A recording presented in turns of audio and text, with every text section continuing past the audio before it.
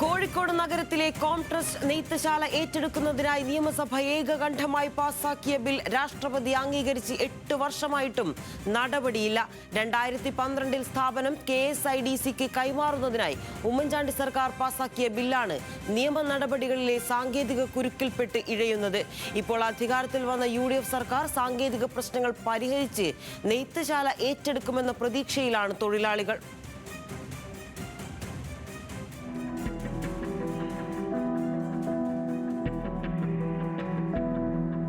1844 basal mission സ്ഥാപിച്ച, പിന്നീട് ബ്രിട്ടീഷുകാർ ഏറ്റെടുത്ത് സ്വാതന്ത്ര്യാനന്തരം ഒരു സ്വതന്ത്ര സംവിധാനമായി പ്രവർത്തിച്ച കോംട്രസ്റ്റ് നെയ്ത്തുശാലയുടെ ഇന്നത്തെ അവസ്ഥയാണിത്.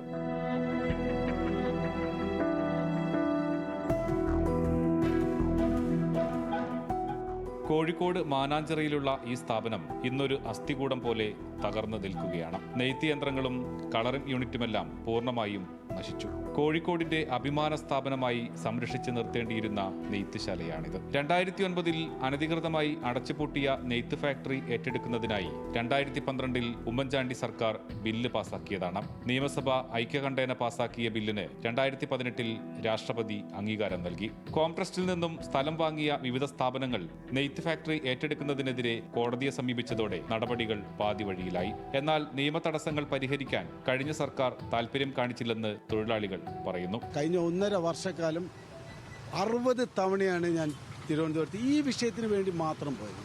നിരവധി പ്രാവശ്യം നമ്മളെ വിളിക്കുന്നു, സംസാരിക്കുന്നു. പക്ഷേ ഒന്നും നടന്നില്ല എന്ന് മാത്രമല്ല, അവസാന സമയത്ത് കഴിഞ്ഞ 2 മാസം മുമ്പ് വ്യവസായ വകുപ്പ് മന്ത്രി ബിനോയ് വിശ്വം, സത്യൻ മുഖേരി, EK വിജയൻ MLA, ഞങ്ങളടക്കമുള്ള ആളുകൾ ഇരുന്ന് ചർച്ച ചെയ്തു. നിങ്ങൾ മനസ്സിലാക്കണ്ടേ, തെരഞ്ഞെടുപ്പ് കഴിഞ്ഞതിന് ശേഷം ആ ഫലപ്രഖ്യാപനം വരെ ഞാൻ അവിടെ തന്നെയായിരുന്നു നിന്നിരുന്നത്. കാരണം ഇതെങ്ങനെയെങ്കിലും ഒന്നും പ്രാവർത്തികം ഒരു നാടകമായിരുന്നത്. ഒരു ഫോൺ കോൾ കൊണ്ട് ചെയ്യാൻ പറ്റാവുന്ന കാര്യങ്ങൾ KSIDC ഓഫീസിലേക്ക് ഞങ്ങളെ പറഞ്ഞയക്കുകയാണ്.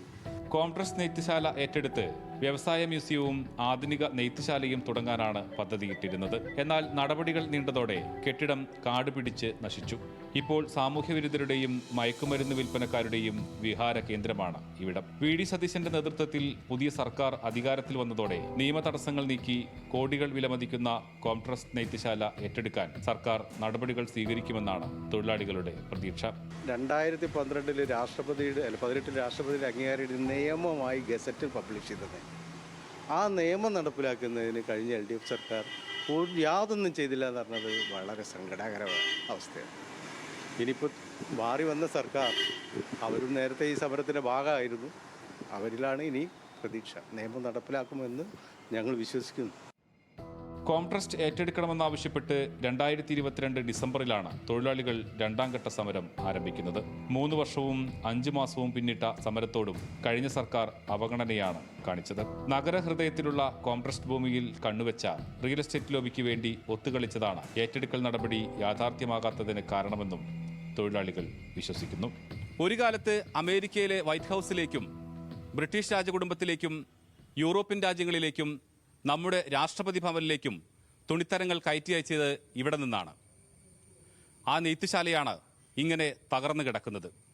ഇത് ഏറ്റെടുക്കാൻ നിയമസഭ ഐക്യകണ്ഠേന പാസാക്കിയ ബില്ലിൽ രാഷ്ട്രപതി ഒപ്പിട്ടിട്ടും ഒരു തുടർ നടപടിയും ഉണ്ടാകുന്നില്ല. അതിൽ തൊഴിലാളികൾ കടുത്ത നിരാശയിലാണ്. പുതിയ സർക്കാരിലാണ് പ്രതീക്ഷ. ക്യാമറാമാൻമാരായ സുൽത്താനും അതീന്ദർജിത്തുവിനുമൊപ്പം പ്രസാദ് ഉടുമ്പിശ്ശേരി, ന്യൂസ് മലയാളം.